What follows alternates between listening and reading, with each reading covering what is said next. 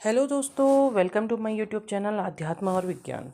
आज के इस वीडियो में मैं कुछ संकेतों की बात करूंगी, जो संकेत ये बताएंगे कि जब आपकी एनर्जी चेंज होने लगती है तो क्या होता है, कौन कौन से बदलाव आपके अंदर आते हैं, आप किस तरीके से इवॉल्व होते हैं। ये सारी बातें मैं आपको बताऊंगी।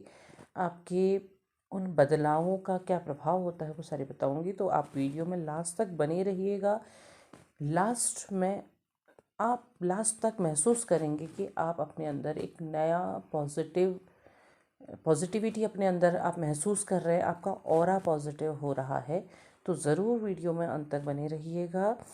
तो मैं 7 संकेतों की बात करूंगी जब आपकी एनर्जी चेंज होती है। जब आप ट्विन फ्लेम जर्नी में होते हैं, जो लोग जर्नी में होते हैं उन्हें ये पता होता है कि उन्हें खुद पर काम करना है, खुद पर चेंज लाना है, खुद के अंदर अच्छी चीज़ें बदलनी है, जिसकी वजह से वो बहुत आगे अपनी जर्नी में आगे बढ़ पाएँ। क्योंकि वो जब फोकस्ड हो जाते हैं, जब उनके अंदर एक फोकस आ जाता है कि हाँ उन्होंने खुद पर चेंज करना है, उन्हें आगे बढ़ना है, तो वो काम करने लगते हैं, खुद पर काम करने लगते हैं। वो मेडिटेशन करते हैं, वो अपने ऊपर ध्यान देते हैं, अपने अंदर की नेगेटिविटी को ख़त्म करते हैं।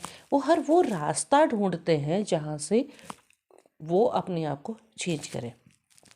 तो लेकिन ऐसा होता है कि कई बार आपको महसूस होता है कि आपके अंदर चेंज आ रहा है, कभी आपके अंदर नहीं आ रहा है। तो अलग अलग सिचुएशन होती हैं।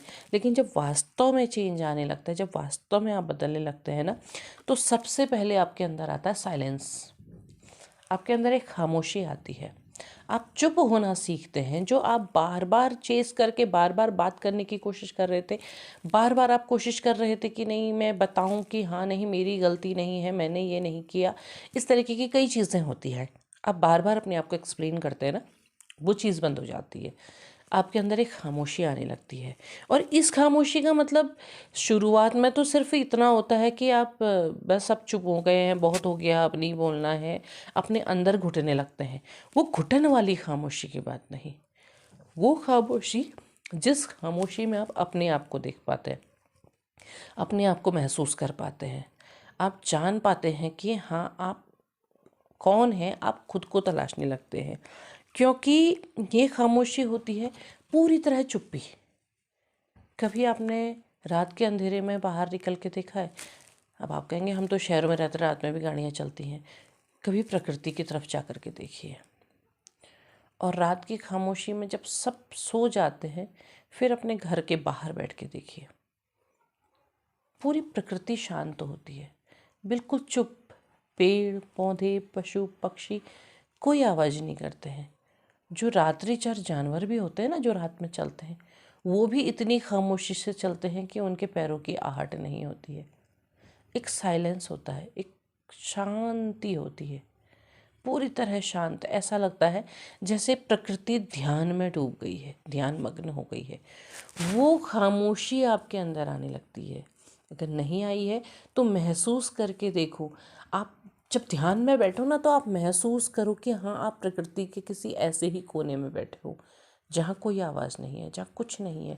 तो वो खामोशी आपको क्या करती है? वो खामोशी आपको ब्रह्मांड से जोड़ने लगती है।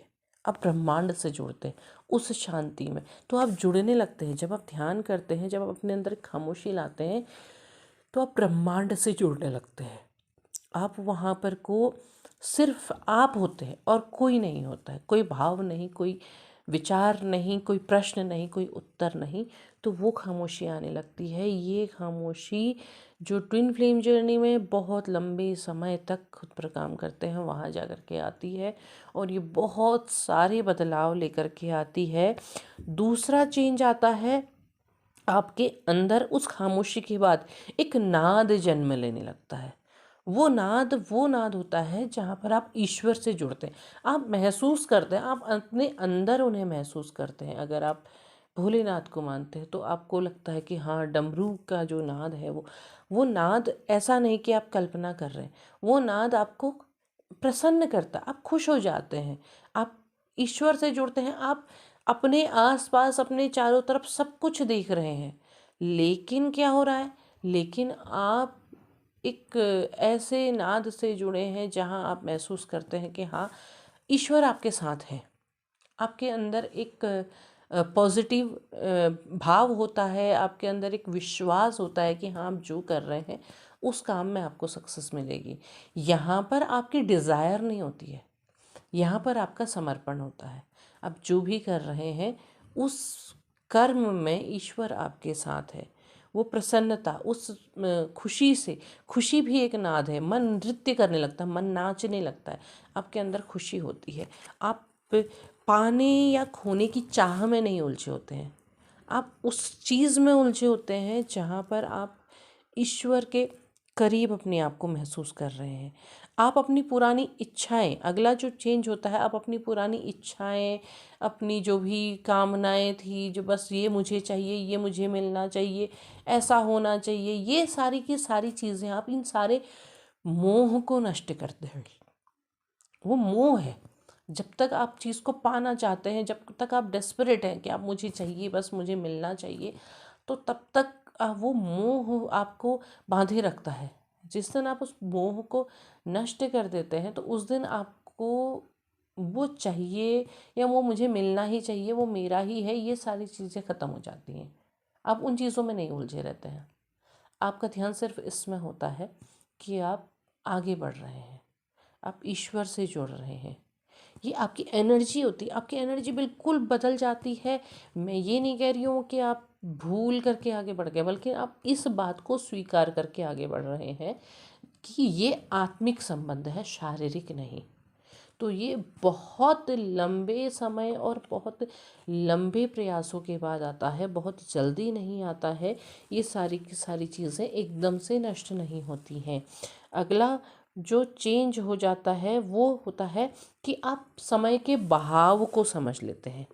आप उस बहाव को, कि समय का जो प्रवाह है उसके साथ आपको आगे बढ़ना है। आपको चीज़ों को बांध कर के नहीं रखना है, आप बंधते नहीं हैं। आप इस चीज़ को एक्सेप्ट करते हैं कि जो हो रहा है वो सही है। पहले क्या होता है कि अगर आप किसी कनेक्शन में, आप वहाँ जुड़े हुए हैं, आपका ध्यान उसी में है, आप उसके मोह से बंधे हुए कि बस मुझे ही चाहिए। अगर उसने कहीं और जाने की कोशिश करी या हो सकता है कि किसी की शादी हो जाए, तो आप बस, आपको पता चल गया कि होने वाली है, तो आप टूट करके बिल्कुल बिखर गए, आप परेशान हो गए, नहीं भाई मुझे ही चाहिए, ऐसा कैसे हो सकता है। तो वो नहीं, यहाँ आप उस बहाव को महसूस करते हैं कि जो हो रहा है वो नियति है, उसे होने दो। आप इस चीज़ के लिए नहीं बने हो कि आप नदी की धारा को एक जगह पर रोक करके उसको, उस पानी को सड़ा दो, बल्कि आप इसलिए बने हो कि उसको बहने दो। नदी बहती रहेगी तो स्वच्छ रहेगी। आप बहाव को, समय जो कर रहा है वो उचित है और उसे होने दो, ईश्वर की मर्जी को। क्योंकि जब आप समर्पण में आ रहे हैं तो आप उस बहाव को भी महसूस करने लगते हैं और आप उसे स्वीकार करते हैं, खुश होके स्वीकार करते हैं, खुशी से स्वीकार करते हैं। अगला जो चेंज होता है आपके हार्ट चक्र का, हीलिंग का। आपका हार्ट चक्र यहाँ पर ना पूरी तरह से हील हो चुका होता है। ये एनर्जी ये है जहाँ पर आपका हार्ट जो पहले बंधा हुआ था ना, जो बंधन था, जो ब्लॉकेजेस थे, वो नहीं होते हैं। आपका एक जो हार्ट है, आपकी जो भावनाएं हैं, वो एक मुक्त पंछी की तरह, मतलब पक्षी की तरह आपके विचार उड़ने लगते हैं। आप हील हो चुके होते हैं, आप खुश होते हैं। आपको इस बात से तकलीफ नहीं हो रही होती है कि अरे सामने वाला खुश है, वो तो अपनी लाइफ में एंजॉय कर रहा है। ये सब छोटी बातें आपको महसूस होने लगती कि ये सब कुछ नहीं है, ये सब सिर्फ आपके मन के बंधन है।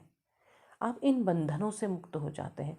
आप प्राणियों में प्रेम देखने लगते हैं, आपको के अंदर दया का भाव आता है। और आप किसी पर दया इसलिए नहीं करते हैं कि उसके बदले आपके लिए कुछ अच्छा होगा, आप इसलिए करते हैं कि आपके अंदर से उनके प्रति एक अच्छा भाव होता है।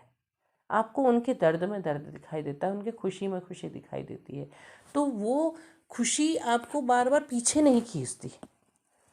आप किसी पर दया करते हैं, आपके आंसू निकल आते हैं किसी के कष्टों को देख करके, तो उस कष्ट में आप पीछे की चीज़ें याद नहीं करते हैं। पीछे ओ मेरे साथ भी ऐसा हुआ था, वो सोच करके आप दुखी नहीं होते हैं, बल्कि आपको ये लगता है कि अरे उफ, इसके लिए तो इतना कष्ट है, आप कुछ ऐसा करना चाहते हैं कि हाँ इसका ये कष्ट दूर हो जाए। तो आपका हार्ट चक्र जब इस स्टेज में पहुंचते हैं तो ये पूरी तरह से हील हो जाता है। अगला जो चेंज होता है, आपको ध्यान में बहुत मजा आने लगता है। जब आप अपने उन जगहों पर जाते हैं जहाँ पर को आपको पहले जाके कष्ट होता था, उन चीज़ों को देखते हैं जिन्हें देख के आपको कष्ट होता था, अब आपको वो कष्ट नहीं होता है। आप एक्सेप्ट करते हैं, आप उस चीज़ को स्वीकार करते हैं कि हाँ ये तो होना ही था, ये सब चीज़ें नियति के द्वारा तय की गई थी। तो जब आप ध्यान में होते हैं, जब आप ध्यान करते हैं, आप वहाँ से लौट रहे हैं, आप वो सारी की सारी चीज़ें करके लौट रहे हैं, आप ध्यान कर रहे हैं, तो आप उन चीज़ों को वहाँ पर याद नहीं कर रहे हैं कि अरे इस समय तो मुझे ऐसा हुआ था। ये आप खुश हो जाते हैं, आनंद, एकदम खुशी, एकदम आपको अच्छा महसूस होता है, हल्का। या आपके अंदर अगर वो भाव आते भी हैं तो आप उनको रिलीज़ कर देते हैं कि जाओ, तुम बह जाओ, तुम्हारी आप यहाँ पर रुकने की ज़रूरत नहीं है।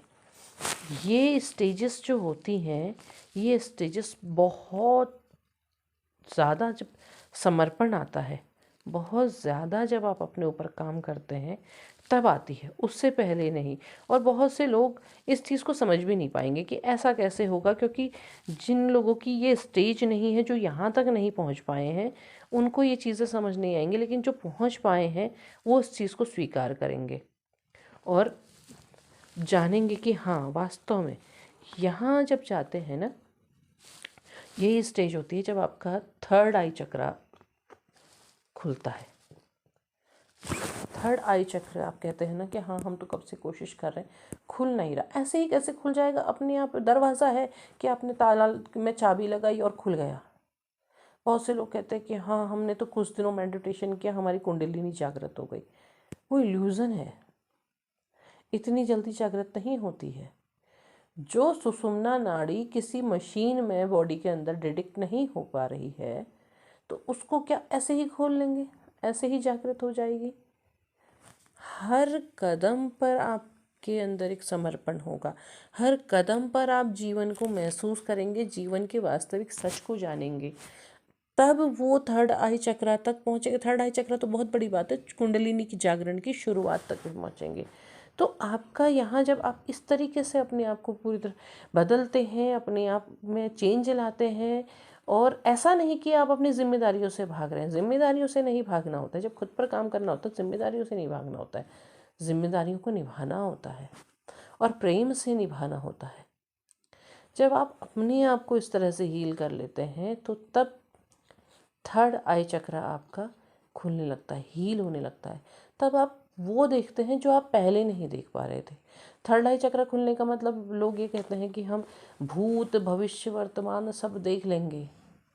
इतना आसान नहीं है, बल्कि उससे बेहतर है कि आप अपने आप को देखिए। आप अपने अंदर झांक पाते हैं कि आपके अंदर कौन सी कमियां थी, कौन सी चीज़ें आपके अंदर खराब थी। आप दूरदर्शी बनते हैं कि जो कुछ भी घटनाक्रम हुआ उसके पीछे क्या सही था, क्या गलत था, आप वो महसूस करते हैं। तब आपको पता चलता है कि जो कुछ भी हुआ वो सही हुआ, वो गलत नहीं हुआ। आप उस गलत सही से ऊपर चले जाते हैं, आपका के विचार खुलने लगते हैं, आप बहुत बेहतरीन सोचने लगते हैं। अगर आप इस स्टेज तक पहुंच जाते हैं, ये 7 चेंजेस आ जाते हैं आपके अंदर, तो आप उस तरह से बन जाते हैं जैसे फूल होती है ना, फूलों में खुशबू होती है, दिखाई नहीं देती पर महसूस होती है, हर किसी को महसूस होती है। आप वो प्योर ऑरा बनते हैं, और वो आप तब बनेंगे जब आप इन 7 स्टेजेस को पार करेंगे। अब अपने अंदर महसूस करके देखिए, आंखें बंद करके सुनिए और महसूस करके देखिए कि क्या आप अपने आप को इतना चेंज कर पाए हैं, क्या वो चेंज आपके अंदर आ रहे हैं। इसमें से अगर कुछ भी अंदर आपके अंदर हो रहा है तो वो बहुत ही ज़्यादा पॉजिटिव है, आपका रास्ता सही दिशा में जा रहा है और आप सही ढंग से आगे बढ़ रहे हैं, जहां आपको ज़रूर सफलता मिलेगी। अगर ऐसा है तो आपको बहुत बहुत बधाई है। तब तक के लिए धन्यवाद। मिलते हैं अगले वीडियो में।